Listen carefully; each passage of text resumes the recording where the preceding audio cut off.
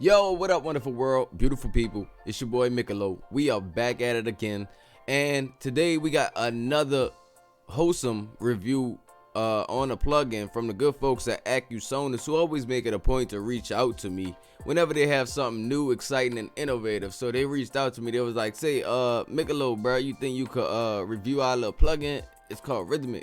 You know what I'm saying? And I was like, "Yeah, I got you for sure. My name in it. I gotta do it." So what Rhythmiq is, initially, it's a spawn of Regroover. If you're familiar with Regroover, it uses that same AI engine that Regroover does in Rhythmiq. So Rhythmiq is more performance based. So if you are into automation, or if you're a DJ and you're into switching up stuff on the fly, Rhythmiq might be an everyday tool for you. One of my favorite parts about this tool is the rearrangement it can do and give you different drum variations, whether you're trying to put something together for a bridge, breakdown, or even if you want to create a drum fill and automate it within Rhythmiq, you can do so. So without further ado, what we're gonna do is we're gonna jump into the plugin. Stop talking so much. I know you're tired of seeing me. Let's take a look at the plugin. You know what I'm saying? All right, so now we're in Studio One with a instance of Rhythmiq pulled up, and we're going to talk about some of the different features that this has. First, we're going to start with the stems. Once you import a loop, it's going to appear here and split the stems up down here. So on stem A is going to be your lower frequencies, so your lower to mid frequencies. So that's going to include your kicks, your bass drums, 808, stuff like that. It will appear there if you have it in the drum loop. Stem B will be like your snares and claps, and different percussions might even protrude in that area as well. So this is going to be your mid to high frequencies, and C is going to be your higher frequencies, so your hi-hats, crashes, higher percussion instruments, stuff of that nature is going to fall under here. So you do have the option to turn on these tracks. On is almost the same thing as solo, but you can turn them on and off. So if I was to just solo the kick drum, we can just hear that.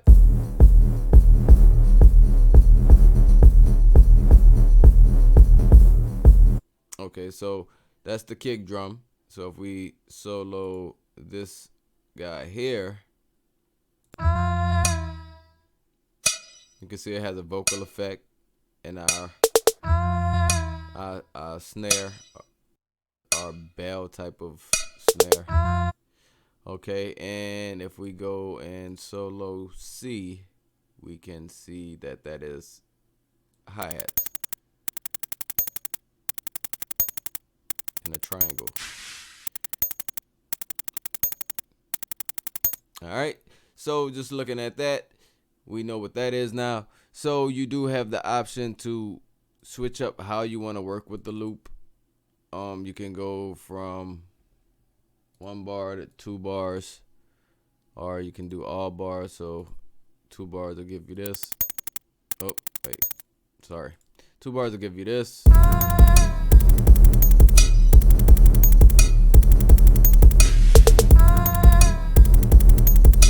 So it's pretty much the same as all bars.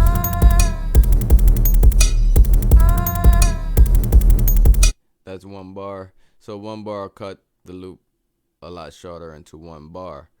Okay, so getting down into the knobs, we'll cover beat assistance in just a moment. Getting down into the knobs, these will correspond with this section, but you do have the ability to adjust these parameters by themselves. I'll go back to all bars so we can see what that sounds like. So if I want to switch up the arrangement of how the kicks come into the track, I could do so by just turning this dial, and we'll have a different presentation of the kicks.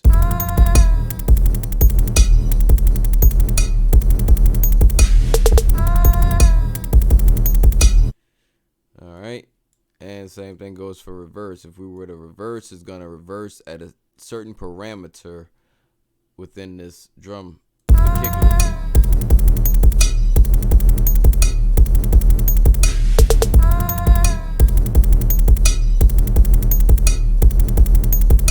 Kind of hard to tell, so let's solo it, crank it up a bit. Now we hear it working.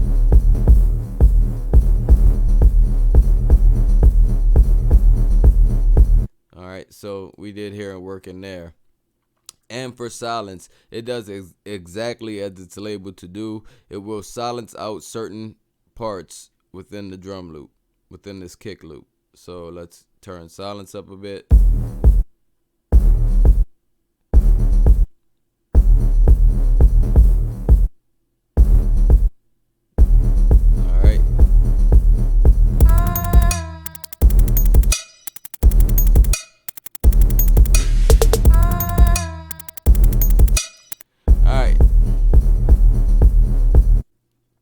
Okay, so let's talk about what makes Rhythmiq so special, and it's the beat assistant that can be found right smack dab in the middle of the plugin, okay? So if we were to click IQ Evolve will activate all of the parameters that can be activated, which are arrange and reverse on all of the stems. So we can see that highlighted all of the waveforms at the bottom, but it does not actually do anything yet. It's not until we do something like IQ arrange we can see that it adjusts the different parameters on its own. So this is an everlasting effect which will cause your beat to always change. If we press play right now, we can see that it will always change in real time. So let's check that out.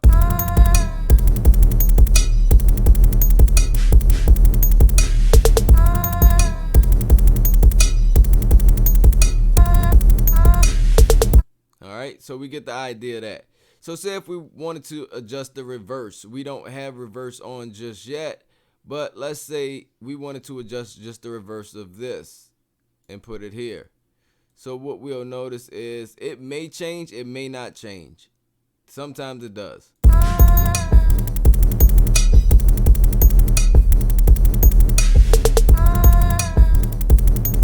Okay, so it didn't change. Okay, so that allows you to just be able to adjust that reverse parameter of that one stem. So if we were to hit IQ reverse, what we'll notice is it will do the same thing as arrange.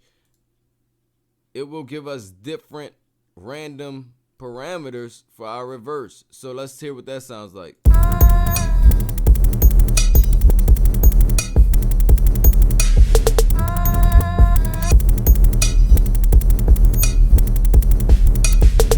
Yo, that's crazy. It can do something crazy. But see, a lot of these effects, these effects would have to be automated in. Now, it's cool because what you can do is you can actually MIDI learn these different parameters. So if I wanted to MIDI learn the IQ range, I can just click on it, turn a knob, or slide my fader up and down, and I could make the proper adjustments.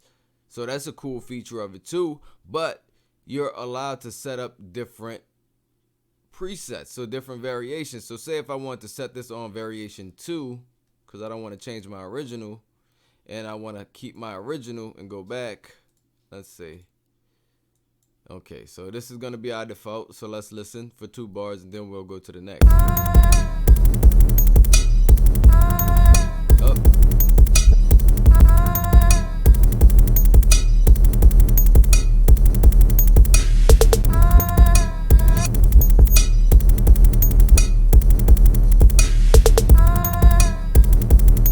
So I messed that up a little bit in the beginning, but you guys get the idea of what I was trying to say there. So we can have this variation. It'll be the original loop.